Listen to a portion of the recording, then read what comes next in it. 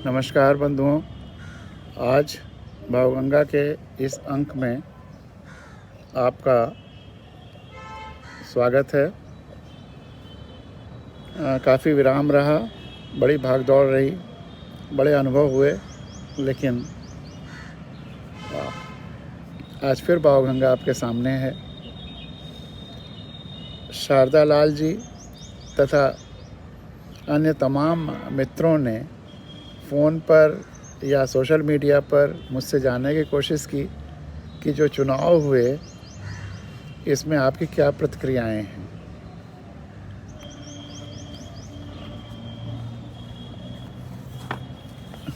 चुनाव लोकतंत्र का महायज्ञ है, इसलिए हर चुनाव का स्वागत है और हर चुनाव पब्लिक के लिए, जनता के लिए, हम भारत के लोगों के लिए, देश के मालिकों के लिए एक अवसर है चुनने का, सही तरीके से चुनने का, अपने सेवक, अपने प्रतिनिधि का। और हर चुनाव एक अनुभव देता है, शिक्षा देता है, थोड़ा और मैच्योर करता है, क्योंकि आज़ादी जब हमें मिली तो लोकतंत्र जन जन तक नहीं गया, लोगों का एहसास नहीं हुआ कि हम मालिक हो गए हैं।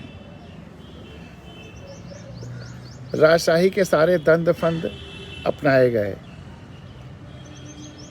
प्रजातंत्र कह दिया गया। मीडिया में अगर कोई शपथ लेता है तो उनका राज तिलक कहा जाता है। जनता को भ्रम में रखा गया कि वह प्रजा है और उसे राजा चुनना है। और वह राजा कैसा होगा, राजा कैसा होता है, राजसी ठाट बाट में आएगा, बड़ी गाड़ियों के काफिले से आएगा, उस रथ पे आएगा, तमाम तरह तरह के स्वांग रचेगा, खूब खर्चा करेगा बेतहासा, उसकी रैलीज निकलेंगी, रथ यात्राएं निकलेंगी और अखबारों में ईश्वर जैसा घोषित किया जाएगा और पब्लिक उसी चकाचौंध में आकर के चुनाव कर देगी। जो बेचारा वाकई सेवा कर रहा है उसकी तरफ ध्यान भी नहीं जाएगा, क्योंकि प्रजातंत्र है ना। और ज़्यादातर लोगों के मन में अभी भी यही भावना भरी हुई है कि हम प्रजा हैं, आज़ाद हो गए हैं, केवल बाहरी शक्ति से आज़ाद हुए हैं, लेकिन आंतरिक रूप से, मानसिक रूप से, वैचारिक रूप से, भावनात्मक रूप से और यथार्थ रूप से हम आज़ाद नहीं हुए, हम संप्रभुता संपन्न नहीं हुए। जो सॉवरेन डेमोक्रेटिक रिपब्लिक है, संप्रभुता संपन्न, संप्रभुता अभी आई ही नहीं इस देश में। संप्रभु का मतलब होता है कि देश का मालिक डेमोक्रेटिक रिपब्लिक, जनतांत्रिक गणराज्य यानी कि जनता है, और इस पर बाहरी शक्ति, किसी शक्ति का अब दबाव नहीं है, प्रभुता नहीं है। चाहे बाहरी ऑर्गेनाइजेशन हो, चाहे बाहरी देश हो, चाहे बाहरी व्यक्ति हों, और उसी तरह से आंतरिक भी किसी का नहीं है। सभी हम भारत के लोगों का संपूर्णता का है, लेकिन आंतरिक किसी व्यक्ति का, किसी ऑर्गेनाइजेशन का, किसी पार्टी का प्रभाव दबाव नहीं है, संप्रभु है। बाहरी शक्तियों से तो हमें मुक्ति मिल गई काफ़ी हद तक, वैसे इकोनॉमिक दबाव रहते हैं, लेकिन आंतरिक रूप से अभी लोकतंत्र संप्रभुता नहीं आई है। पार्टियों की संप्रभुता अपने में खतरनाक है। हम चुनते प्रतिनिधि हैं, अपना प्रतिनिधि चुनते हैं कि वो विधानसभाओं में हमारी आवाज़ रखे, लेकिन जीतने के बाद क्या वो किसी मुद्दे पर वोट देते समय, बहस करते समय जिस जनता ने उनसे चुना है उनसे आकर राय लेते हैं, या किसी पार्टी के आका के या पार्टी के गुलाम हो जाते हैं? वहीं पर लोकतंत्र की हत्या हो जाती, संप्रभुता की हत्या हो जाती है।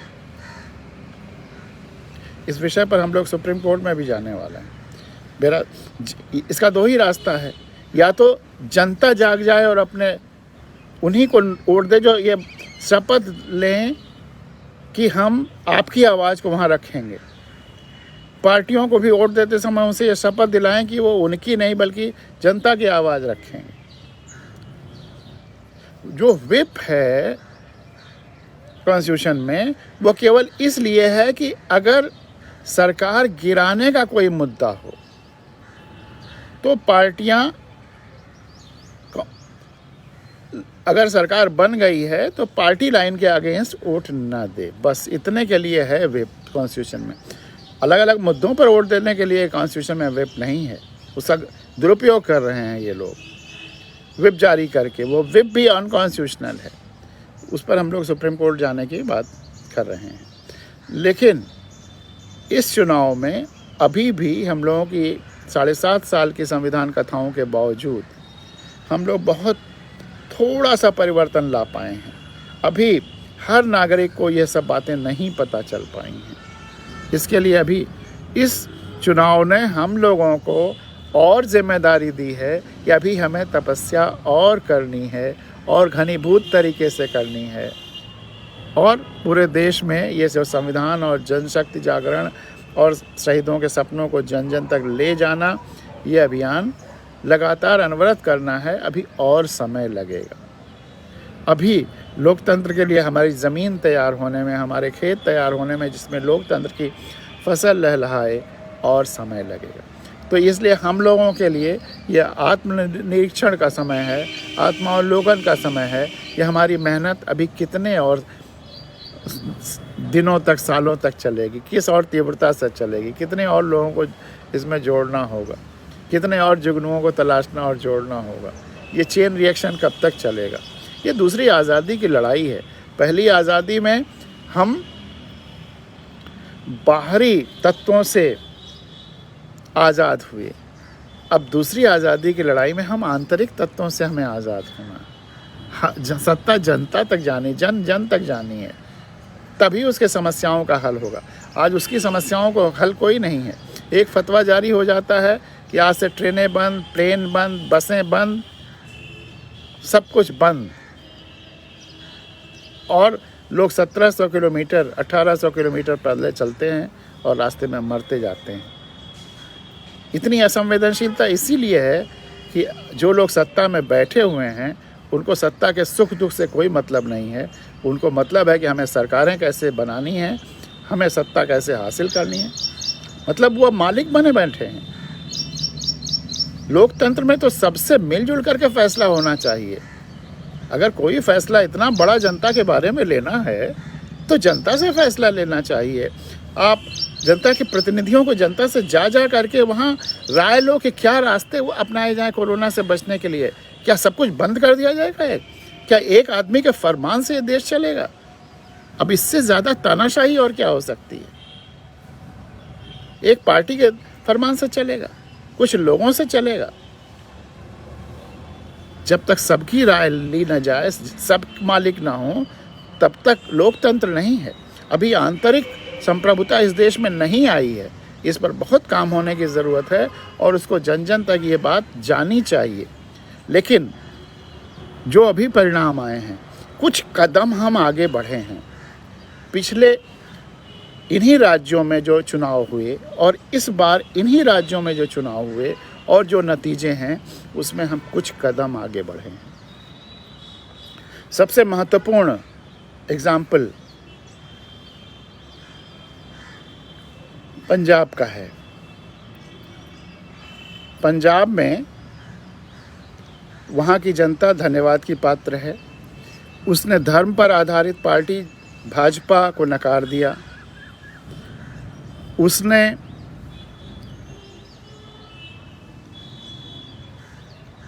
धर्म पर आधारित दूसरी पार्टी अकाली दल को भी नकार दिया।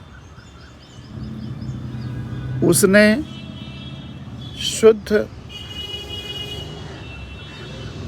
जातिवादी राजनीति करने वाली पार्टी बहुजन समाज पार्टी को नकार दिया। उसने सेवा पर आधारित, लोगों के काम पर आधारित और जाति धर्म से ऊपर उठकर काम करने वाली पार्टी को जिताया। ये खुशी की बात है। कौशाम्बी में, गाज़ियाबाद में हम और केजरीवाल एक ही बिल्डिंग में रहते थे। मैं कमिश्नर था और वो जॉइंट कमिश्नर था। अक्सर मेरे पास आ जाता था, खूब चर्चाएं होती थीं। उस समय वो आरटीआई पे काम कर रहा था। मुझे भी अपनी गाड़ी में बैठा करके अपने आरटीआई के उन आंदोलन के शिविरों में ले गया, कार्यक्रमों में ले गया।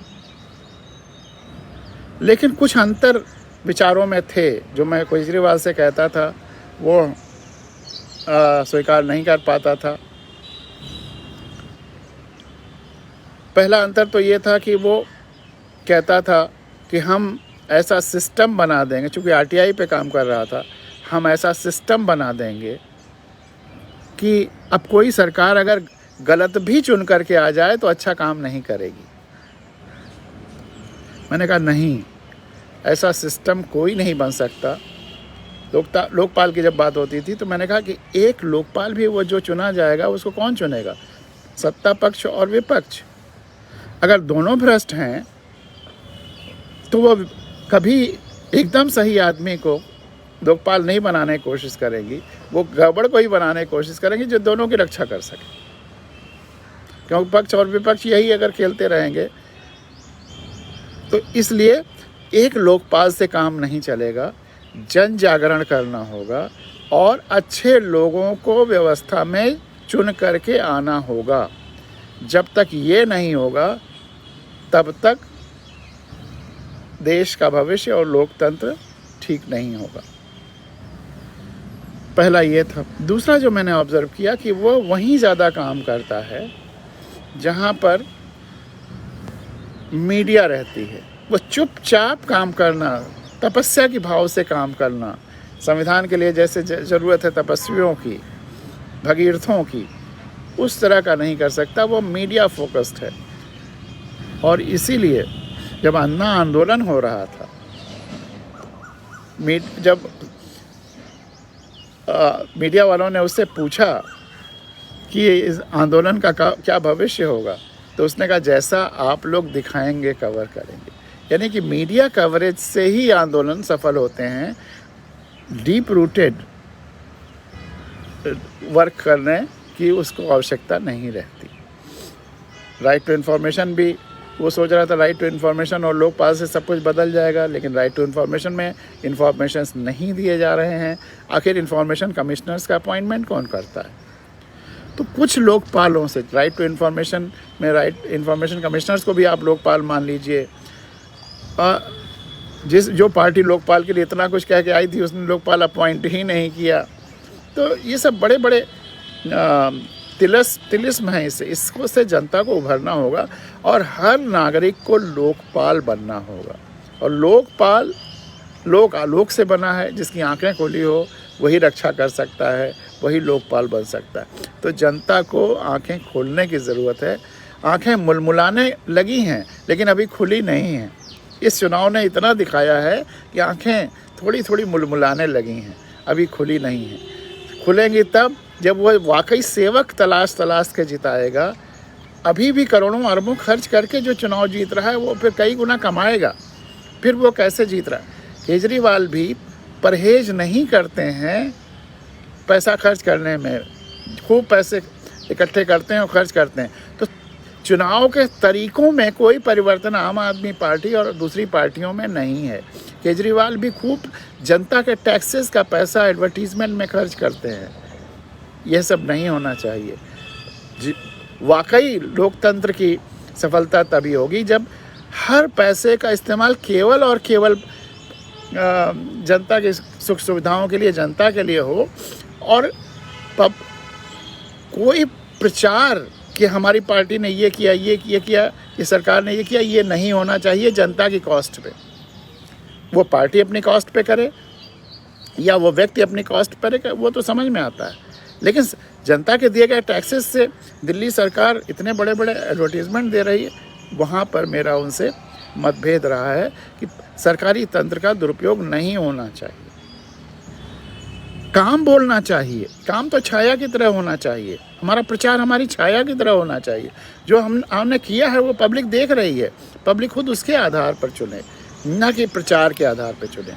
तो इन मुद्दों पर केजरीवाल को मैं परफेक्ट नहीं मानता, क्योंकि मैं बहुत करीब से उसको जानता हूँ, इसलिए मैं परफेक्ट नहीं मानता। लेकिन जो प्रेजेंट हालात हैं और पार्टियों से बेहतर है, क्योंकि वह जाति, धर्म या भटकाने वाले मुद्दों पे नहीं जा रहा है, वो कम से कम मुद्दे जनता के टच कर रहा है। तो इसलिए हमने कहा कि कुछ कदम हम आगे बढ़े हैं। पंजाब में आपकी सफलता कुछ कदम आगे बढ़ी है, उसने जातिवादी और धर्मवादी पार्टियों को एकदम नकार दिया है और हर चुनाव पुराने मुद्दों को नकारता है और कुछ नई सीख देता है, जिससे अगली बार पब्लिक और सीखेगी। अगली बार अब ये भी परिवर्तन होगा कि लोग जिसने बहुत प्रचार किया है उनको वोट नहीं देंगे, जो चुपचाप सेवा कर रहा है उसको वोट देंगे।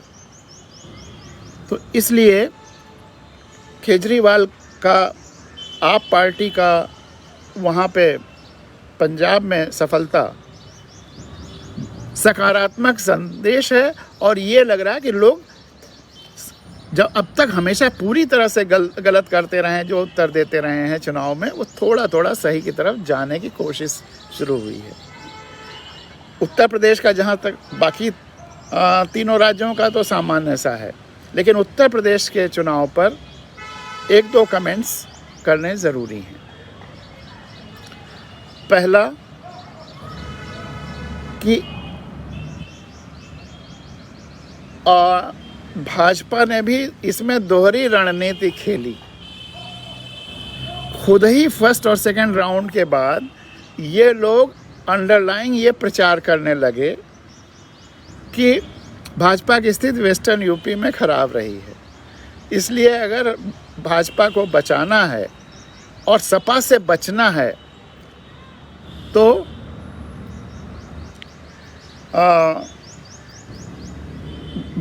मतलब कुछ किसी भी तरह से भाजपा को वोट देना है। इस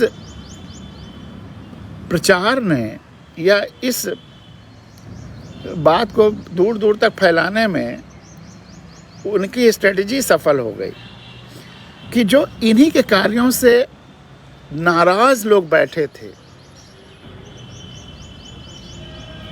इन्हीं के कार्यों से जो नाराज लोग बैठे थे और इनके विकल्प के रूप में कांग्रेस को या इवन सर्वोदय भारत पार्टी को, आपको, अन्य पार्टियों को वोट देना चाहते थे, उन्होंने नहीं दिया। वो लास्ट मोमेंट पे भाजपा को वोट दे दिया उन्होंने। पूरा मतलब दूसरे पार्टियों के लिए काम भी किया, कांग्रेस के लिए काम किया, सर्वोदय भारत पार्टी के लिए काम किया, आपके लिए काम किया, लेकिन मतदान केंद्र पर जाकर वहाँ पर वो बदल गए और उनको सपा का वो खौफ आ गया जो पिछले कार्यकालों में उनका रहा है। जिस तरह से इम्पॉर्टेंट पोजीशंस जैसे पब्लिक सर्विस कमीशंस में अपॉइंटमेंट में, एजुकेशन सर्विस कमीशन में अपॉइंटमेंट में जिस तरह के गंदे संदे लोग भरे गए, जिस तरह से जातिवाद का तांडव रचा गया, जिस तरह से गुंडई फैली, जिस तरह से सैफई में सारा संसाधन सैफई जा रहा है और सैफई में बॉलीवुड के स्टार्स आकर के सब कुछ कर रहे हैं, सब कुछ सैफई में हो गया है, राजा की तरह से बिहेव कर रहे हैं और रजऊ कह कर के गाना हो रहा है अर्धनग्न स्त्रियों का, वो सब पब्लिक को याद आ गया और फिर इसीलिए वोट देते देते उनको लोग रह गए। तो और इस प्रक्रिया से भाजपा का वोट परसेंटेज बढ़ गया, लेकिन फिर भी एक महत्वपूर्ण बात ये हुई कि भाजपा को भी वोट सीट्स जितनी पिछली लोक विधानसभा में थी उससे काफ़ी कम हो गई और ये बहुत महत्वपूर्ण है। ये पांचों राज्यों के जो नतीजों का रिजल्ट है, एक सबसे बड़ा इसका ये रहा कि भाजपा जो उम्मीद कर रही थी कि राज्यसभा में अब उसकी सीटें बढ़ जाएंगी और शायद साल दो साल में ऐसी स्थिति आ जाए कि उसे पूर्ण बहुमत वहाँ मिल जाएगा और बहुत सारे वो मनमाने परिवर्तन कर पाएंगे संविधान भी में भी।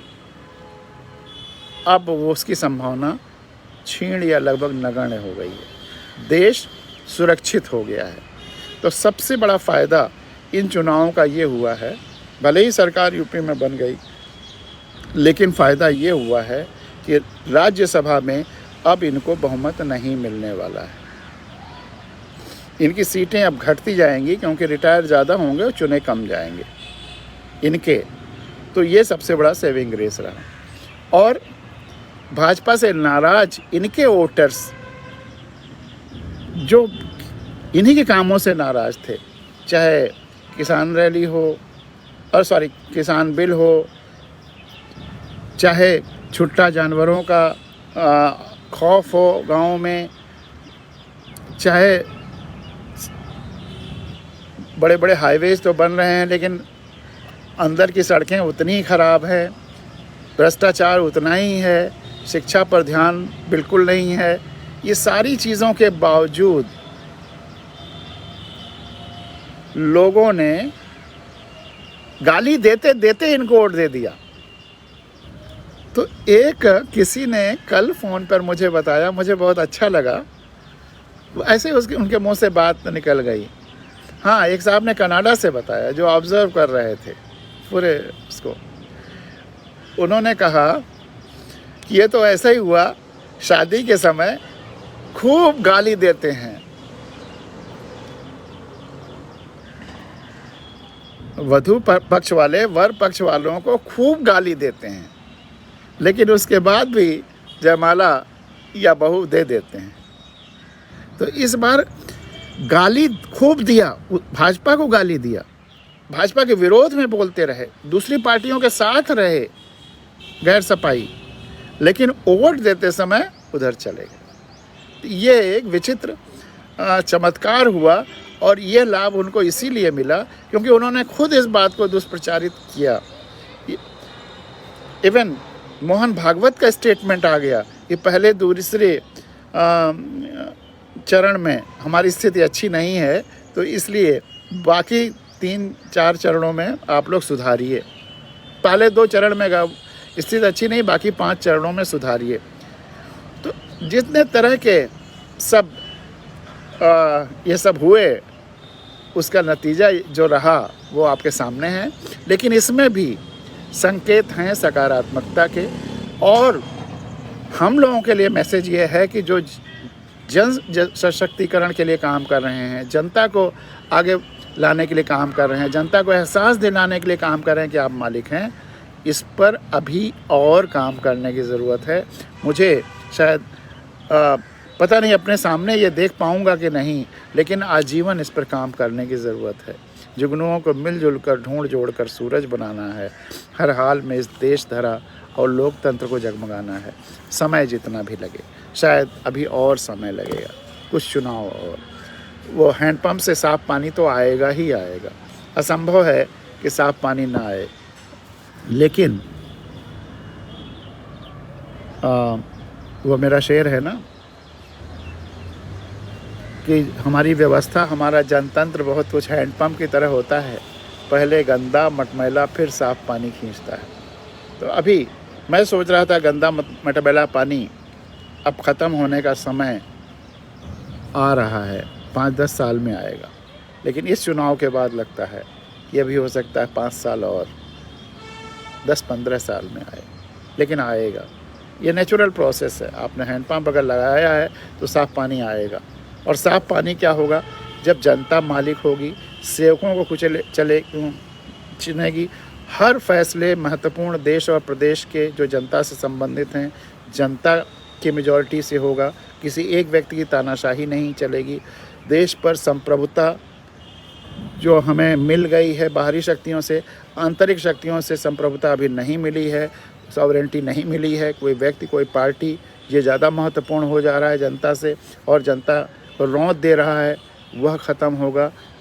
जनता मालिक होगी और जो भी प्रतिनिधि चुनेगी वह विधानसभा या लोकसभा में जा कर के जनता की आवाज़ रखेंगे, अपनी आवाज़, पार्टी की आवाज़ या पार्टी के आका की आवाज़ नहीं, सही जनप्रतिनिधि रहेंगे, उसी दिन लोकतंत्र सही अर्थों में आएगा, वही साफ पानी होगा। नहीं तो एक लोकपाल बना देने से, आरटीआई भी बना देने से कुछ नहीं होता। आरटीआई में लोग सूचनाएं मांगते रह जाते हैं, कोई फैसला नहीं आता, इधर से उधर भटकाते रहते हैं सालों साल। मैंने आरटीआई में सवाल पूछे, सारे लोगों से पूछे, राष्ट्रपति, प्रधानमंत्री, सारे लोगों से सवाल क्या किया था कि अगर संविधान और विधि के संरक्षण और संवर्धन की आपने शपथ ली है और संविधान कहता है कि हर नागरिक को संविधान जानना चाहिए, तो आपने संविधान को जन जन तक पहुंचाने के लिए क्या किया? क्या आपकी ये ड्यूटी नहीं है? अगर आपकी ये ड्यूटी है तो क्या कितने दिनों में आप अपने क्षेत्र में संविधान को बता देंगे? क्या ज़रूरी नहीं कि स्कूल हर इस क्लास में संविधान पढ़ाया जाए और हर घर में संविधान की किताब रखी जाए? इतने छोटे छोटे सवाल केवल 2 चीफ मिनिस्टर को छोड़ करके पूरे हिंदुस्तान की सारी व्यवस्था ने भरमाया है, भटकाया है। लेकिन 2 चीफ मिनिस्टर का जो जवाब आया, उसी से मैं खुश हूँ कि मेरा कुछ तो कदम, थोड़ा थोड़ा सिस्टम जो एकदम अचल हो गया है, पीर पर्वत सी पिघलनी है, तो वो पिघलनी शुरू हो गई है। वो सिस्टम का जो असंवेदनशीलता है वो पर्वत सी है, लेकिन पिघलने लगी। सिक्किम के और मणिपुर के चीफ मिनिस्टर्स का बड़ा अच्छा जवाब आया। सिक्किम के चीफ मिनिस्टर ने लिखा कि सन 75 में जब हम हिंदुस्तान से जुड़े तो हमें अंग्रेज़ी में कुछ कॉन्स्टिट्यूशन की किताबें थी, उसको हम हर गांव सभाओं में हमने भेजा था। और अब ये जो सरल शब्दों में संविधान की किताब थी, इसको भी भेज दिया था उस आरटीआई के साथ। उन्होंने कहा कि आपकी किताब की ज़ेरॉक्स कॉपी हम हर गांव सभा में भेज रहे हैं और संविधान का ओरिजिनल का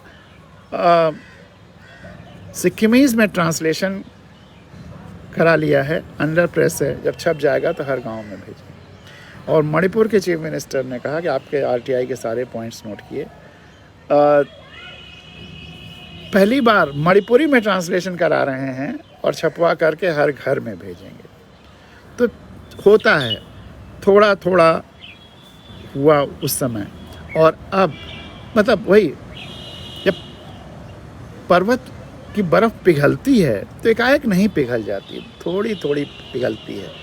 ये जद्दोजहद है हम लोगों के मेहनत की ऊष्मा का और बरसों बरसों की, हज़ारों सालों की सड़न का, हज़ारों साल की सड़न, हज़ारों साल की असंवेदनशीलता। हमारे धर्म ने भी उसमें बहुत सारा काम किया है। इंद्र को हम अपने देवताओं का राजा मानते हैं, उनको पूजते हैं, और वो है इंद्र जो व्यभिचार करता है गौतम ऋषि की पत्नी के साथ। और जब गौतम ऋषि को पता चलता है तो वो श्राप अपनी पत्नी को देते हैं कि तुम अहिल्या को, कि तुम पत्थर हो जाओ। वो श्राप गौतम ऋषि इंद्र को नहीं देते हैं। गलती इंद्र ने की थी, श्राप इंद्र को देना चाहिए था, कम से कम उसे देवता से तो भगा देना चाहिए था। लेकिन हम आज भी उसको देवता माने हुए हैं, और जिसका परिणाम है कि आज भी जो बलात्कार करता है, जो हिंसा करता है, जो लूटता है, जो असंवेदनशील है, हम उसको पूज रहे हैं, उसको सत्ता दे रहे हैं, उसको सत्ता सौंप रहे हैं। और जो पीड़िता है, चाहे अहिल्या हो, चाहे जनता हो, चाहे जिस लड़की का बलात्कार हो रहा है उसके हक छीने जा रहे हैं, उसी को लूटा जा रहा है, उससे सब कुछ छीना जा रहा है। ये हज़ारों हजार साल की ये पीर पर्वत की है या संवेदनशीलता के पर्वत की है। ये एक चुनाव में नहीं पिघलेगी, लेकिन पिघलेगी। लोकतंत्र ही इसका इलाज है। थोड़ा थोड़ा, इंच बाय इंच, जैसे जैसे रोशनी, वो पर्वत की जो बर्फ़ है वो पिघलती है सूरज की ऊष्मा से। सूरज तो बेचारा हर समय रहा है, लेकिन हमने उससे कोई शिक्षा ही नहीं ली। हमने आंखें बंद कर ली तो ना सूरज का लाभ ले पाए और ना अपने ज्ञान का लाभ ले पाए। लेकिन हम लोगों की ये जो दूसरी आज़ादी की लड़ाई है, जो संविधान को जन जन तक ले जाना है, जो लोगों को ये बताना कि तुम मालिक हो, तुम्हें सेवक चुनना है, जन सशक्तिकरण का जो ये महायज्ञ है, जो जुगनुओं को मिलजुल कर सूरज बनाने का हौसला है, इससे, इस सूरज से जो पीर पर्वत की है वो थोड़ा थोड़ा पिघलेगी। इस चुनाव में भी पिघली है, यही मुझे खुशी है, आंतरिक खुशी है कि इस चुनाव में भी वो पर्वत से पीर पिघली है। बस वो दुष्यंत कुमार के शेर की पीर पर्वत सी हो गई है, अब पिघलनी चाहिए। इस हिमालय से नई गंगा निकलनी चाहिए। ये भावगंगा उसी पीर पर्वत से निकली हुई भावगंगा है, और यह उस पीर पर्वत सी जो हो गई है, हजारों हजारों साल के असंवेदनशीलता, अंधभक्ति, आंखें मूंद करके सब कुछ देखना, अज्ञानता, उसको धीरे धीरे करके, इसीलिए अनुशासित इनकलाब है। ये ये बंदूक की गोली से नहीं होगा, ये स्विच दबाने की तरह नहीं होगा, ये धीरे धीरे होगा। लेकिन मुझे खुशी है कि यह चुनाव ने बहुत आशा दी है और बहुत सकारात्मक दिशा में थोड़ी बर्फ़ पिघली है। अब कुछ और हाइकू सुनाकर जो हाइकुओं का सिलसिला चल रहा था, अपनी बात आज ख़त्म करेंगे।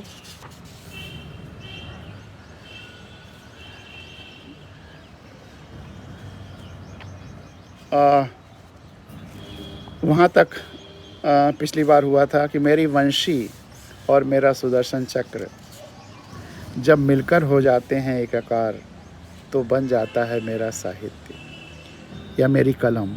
मेरी वंशी और मेरा सुदर्शन चक्र जब मिलकर हो जाते हैं एकाकार, तो बन जाता है मेरा साहित्य और मेरी कलम या मेरी भावगंगा। अब आग कागज़ पर तो नहीं परोसी जाती, आग कागज़ पर तो नहीं परोसी जाती, फिर भी मैं परोस रहा हूँ। आग कागज़ पर तो नहीं परोसी जाती, फिर भी मैं परोस रहा हूँ। जितना एक जुगनू आग परोस सकता है, उतना मैं लगातार परोस रहा हूँ। और उसी का नतीजा कि अब ढेर सारे जुगनू आग परोसने लगे हैं, तो अब ये पीर पर्वत सी पिघलनी शुरू हो गई है। ये चुनाव भी उसका साक्षी है। तो आग कागज़ पर तो नहीं परोसी जाती, फिर भी मैं परोस रहा हूँ। तभी पीर पर्वत सी पिघलेगी। मैं वित्त विभाग में रहा, इनकम टैक्स डिपार्टमेंट में रहा और हाईएस्ट पोस्ट तक पहुँचा। लोग मुझसे पूछा करते थे कि आप वित्त विभाग में हैं, इतना नीरस विभाग में हैं, कैसे कविताएं और साहित्य और ये सब चल रहा है। तो मैं कहता था कि मैं वित्त में तो हूँ ही, अगर का भी लिखता हूँ तो कवित्त बन जाता है। वित्त में तो हूँ ही, का भी लिखता हूँ तो कवित्त बन जाता है। तो उस पर एक हाइकू है कि मेरे अनजाने ही मेरा सारा वित्त कवित्त में बदलता चला गया। मेरे जाने अनजाने ही मेरा सारा वित्त कवित्त में बदलता चला गया। और ये बात भावगंगा के इस एपिसोड्स के लिए ख़ास तौर से है। कई बार जब बात शुरू होती है, मैं आज बिल्कुल नहीं सोच के आया था कि जो मैं बोलूँगा ये बोलूँगा, लेकिन इनका सत्संग या आप लोगों का सत्संग या सूरज का सत्संग जो भी, या चिड़ियों का सत्संग जो भी हो, जिसकी वजह से ये इतना सब बोल गया, तो हमने सोचा था इसीलिए कि कुछ हाइकू सुनाएंगे और आज की और शारदा लाल जी के प्रश्न पर थोड़ी सी चर्चा कर लेंगे। लेकिन इतनी लंबी चर्चा हो जाएगी, मैंने नहीं कल्पना किया था। तो कई बार जब बात शुरू होती है तो ऐसा लगता है, कई बार जब बात शुरू होती है तो ऐसा लगता है जैसे कि एक पौधा उग रहा है। कई बार जब बात शुरू होती है तो ऐसा लगता है कि एक पौधा उग रहा है। बातों बातों में कुछ फूल आ गए, कुछ पत्तियां आ गईं और एक पौधा बन गया आज की बातचीत में।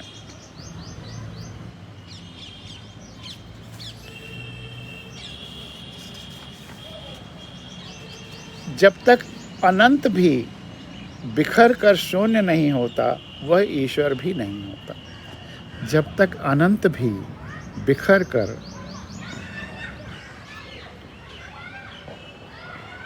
शून्य नहीं हो जाता, वह ईश्वर भी नहीं होता। जब तक अनंत भी बिखर कर शून्य नहीं हो जाता, वह ईश्वर भी नहीं होता। अगर वो है ना, एक संश्लिष्ट एग्जिस्टेंस, एक विराट जीवंत शरीर है और हम सब उसके एक जीवंत अंग हैं, यह एक रियलिटी है। लेकिन अगर वह अनंत इन अंगों में न बिखरा होता, वह एक पिंड ऐसे ही रहता, उसमें बुद्धि ज्ञान वाला अंग नहीं बना होता, ज्ञान का अंग बना, एहसास का अंग बना, तभी उसे लगा कि ईश्वर है। और जो दूसरे अंग हैं, उनको ये एहसास कि ये ईश्वर है, संपूर्णता ईश्वर है, ये इसीलिए हो रहा है कि वह अलग अलग अंग हैं, वह उससे जुड़े भी हैं लेकिन अलग भी हैं, भूमिकाएं अलग हो जाती हैं। तो ये जो बिखराव, ये जो भूमिकाओं का बिखराव, अनुभवों का बिखराव या अंतर कह लीजिए, बिखराव कह लीजिए, ये जब हुआ तब लोगों ने समझना शुरू किया कि वो ईश्वर है। मेरी इसी पर एक और कविता है कि सूरज तुम इसीलिए हो कि मेरी आंखें हैं, या जिसके पास आंखें नहीं हैं, कुछ ऐसे जानवर भी हो सकते हैं या कुछ ऐसे जो अंधे हैं बेचारे, अगर वो फिर भी वो सूरज का एहसास पा रहे हैं, तो इसलिए कि रोशनी तो नहीं महसूस करते लेकिन त्वचा को अनुभव होता है, गर्मी महसूस, तो उनके लिए है कि सूरज तुम इसलिए हो कि मेरी त्वचाएं हैं। अगर पूरी सृष्टि में त्वचा और आँखें रोशनी और गर्मी अनुभव करने वाली इंद्रियां ना हो, ऐसे जीव जंतु ना हो, तो सूरज का एग्जिस्टेंस क्या है? कौन उसको मानेगा कि सूरज है? तो जब तक अनंत भी बिखर कर शून्य नहीं हो जाता, वह ईश्वर भी नहीं होता। कोई वृक्ष किसी बीज या पौधे की परीक्षा नहीं लेता। कोई वृक्ष किसी बीज या पौधे की परीक्षा नहीं लेता। हम ज़्यादातर समय अपनी ज़िंदगी का जो दूसरे को परीक्षा लेने में, दूसरे को टटोलने में, दूसरे को भांपने में जो नष्ट करते हैं, उससे जीवन भी कई बार नष्ट कर देते हैं। कोई वृक्ष किसी बीज या पौधे की परीक्षा नहीं लेता। और एक थोड़ा व्यंग्यात्मक कि बुद्ध और महावीर इसीलिए कर पाए इतनी साधना, बुद्ध और महावीर इसीलिए कर पाए इतनी साधना क्योंकि उस समय मोबाइल फ़ोन नहीं था, आईफोन नहीं था। बुद्ध और महावीर इसीलिए कर पाए इतनी साधना क्योंकि उस समय मोबाइल फ़ोन नहीं था। अब आखिरी दो हाइकू, उसके बाद आज के भावगंगा का हम लोग विराम करेंगे। इतनी सूचनाएं इकट्ठी करके हम व्यक्ति नहीं रह जाते, अखबार बनने लगते हैं। इतनी सूचनाएं इकट्ठी करके हम व्यक्ति नहीं रह जाते, हम अखबार बनने लगते हैं और अखबार बन जाते हैं। आजकल अधिकांश लोग अखबार ही बन गए हैं। वो अपने अंदर का कोई चिंतन या कोई स्फुरण, कुछ ताजगी, कुछ संवेदना, वो सब नष्ट हो गई है, केवल अखबार रह गए हैं। और ये आखिरी है, और ये एक अनुभव से है। हम फैज़ाबाद में पोस्टेड थे और ध्रुव यादव जी जिनके स्कूल के बारे में हमने अक्सर जिक्र किया है अयोध्या के माझा क्षेत्र में, तो वो बलरामपुर ज़िले में हिंदुस्तान और नेपाल के बॉर्डर के पास एक और गरीब बच्चों के लिए स्कूल खोल रहे थे और उसके उद्घाटन के लिए मुझे बुलाया था।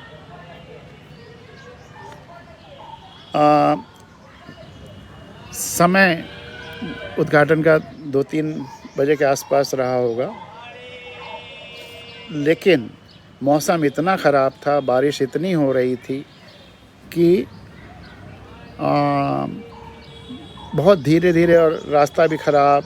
तो हम लोग जब गोंडा फ्लाईओवर पर पहुँचे तो हमारे डिपार्टमेंट के आईटीओज़ और वो सब लोग वहाँ मौजूद थे रिसीव करने के लिए, वो भी साथ जाने के लिए, क्योंकि उनको भी उत्सुकता थी कि कौन सा ऐसा स्कूल है, कौन सा ऐसा व्यक्ति है जो ऐसे स्कूल खोलता है और सर वहाँ जा रहे हैं। तो वो लोग वहाँ खड़े थे।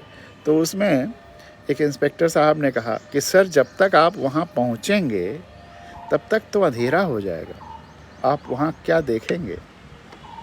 उसी समय मेरे मुंह से ये निकला जो आज आपके सामने हाइकू के रूप में है कि अगर आंखें खुली हों, अगर आंखें खुली हों तो अंधेरा भी देखने की चीज़ होता है।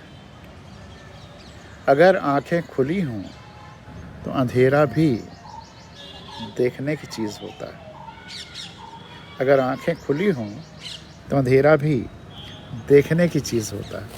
तो हम लोग गए, वाकई जब बिल्कुल उसके करीब पहुंच गए 5 किलोमीटर पहले, तो पगडंडी जैसी थी और उसमें नाला था एकदम। वो नाले में पानी भर गया और हमें अपने एम्बेसडर कार तो छोड़नी ही पड़ी। उनके साथ एक जीप थी, उस जीप पे थोड़ा आगे आगे ले गए। आगे इतना पानी भर गया कि उसमें जीप भी नहीं जा सकती थी। तो हम लोग कमर कमर तक पानी में घुस करके एक दूसरे का हाथ पकड़ करके उस नाले को पार करके स्कूल पहुँचे।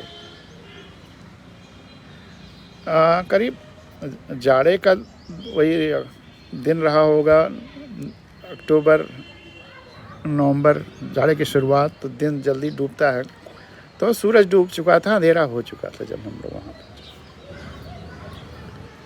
लेकिन वो लोग छाता लिए हुए, क्योंकि स्कूल की बिल्डिंग भी नहीं थी, बहुत थोड़ा सा वो छप्पर था, बाकी बच्चे थे, वो लोग थे आसपास के, सब लोग छाता लिए हुए वहाँ इकट्ठे थे।